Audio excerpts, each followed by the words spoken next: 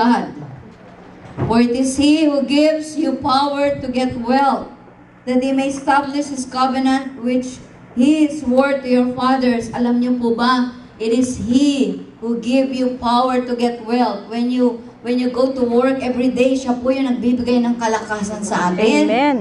It is He who gives you power to get wealth. Kaya nga po, ang message ng Lord ngayon, do not forget the Lord your God. Amen. Amen? From Manila, dinala po tayo ng Lord dito. Amen? From Manila, God has brought us in America. Maraming tao pumipila pa doon sa Philippine Embassy para makarating dito, no? Pero kayo po, you are blessed. You can eat spaghetti every day. You can eat menudo every day.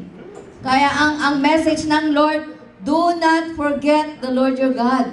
Kasi po siya ang nagbibigay lang lahat ng blessing sa atin. And there's always blessing in obedience. Amen? Kapag tayo nagbigay, huwag mo sabihin, sayang yun na. Hindi. Kasi you can never outgive God. The Bible says, if you give your tithes and your offerings, He will open up the windows of heaven. Alam po natin, ang heaven open up pag tayo po ay nagsumusunod sa Diyos. Amen? Kaya ang offering, sabi ko nga sana, dapat wala na. Kasi yung joy natin na ginagawa ng Lord sa atin, yung pamilya po ninyo, how many po have a job here? Yung trabaho nyo. How many of you have a car? Konti lang. Marami. Lahat po ng blessing ibubuhos niya kapag tayo nag-obey sa Kanya. Amen? Amen. So let's pray po. Hallelujah. Father, we thank you, Lord, as we offer, oh God, Lord, as we give our offering. Lord, right now, open the windows of heaven. Pour out a blessing upon them. There shall not be room enough to receive it, Lord. I declare blessing. Amen. I declare promotion. I declare increase, O Lord, in their salary.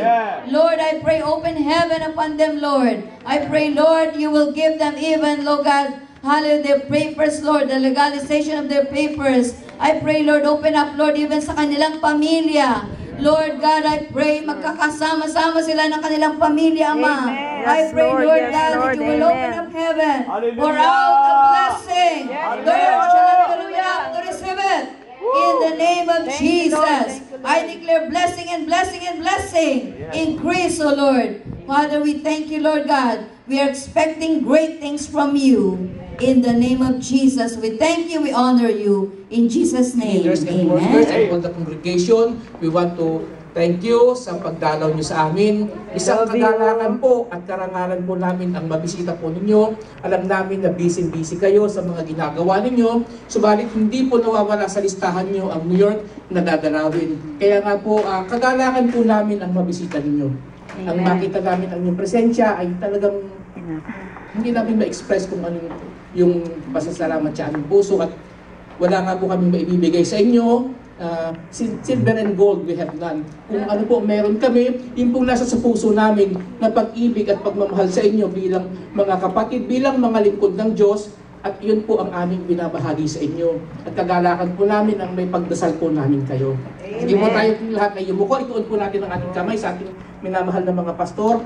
Panginoon namin Diyos ang mga makapangyarihan sa lahat, may gawa ng langit at lupa. Tunay nga po nagpapasalamat kami, O Diyos, sa inyo, sa buhay ng aming mga pastor, Pastor Jess and Pastor Adoti, O God. Panginoon, papasalamat kami sapagkat sila'y tinawag mo, sila'y pinili mo, O God, at inilagay mo sa iyong gawain. Nagpapasalamat din kami sapagkat binigyan niyo sila ng time, ng opportunity, O God, na makapaglingkod sa inyo.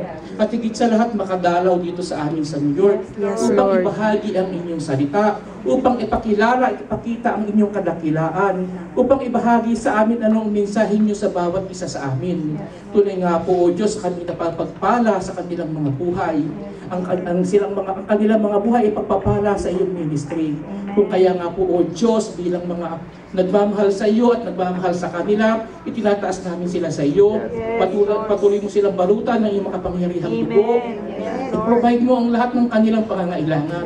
Ingatan mo ang kanilang paglabas, ang kanilang pagpasok, ang kanilang pagbibiyahe, O God.